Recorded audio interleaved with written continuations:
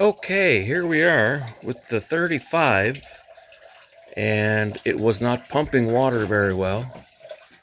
So I took out the fitting that is in there, and I just put a 1/4-inch pipe tap, just like this. This is for my air hose.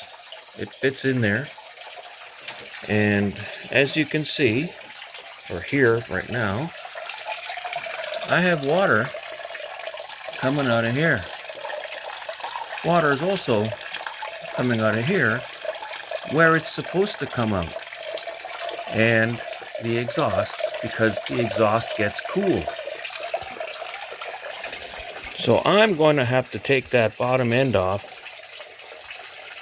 and have a look-see, because something isn't right. Thanks for watching.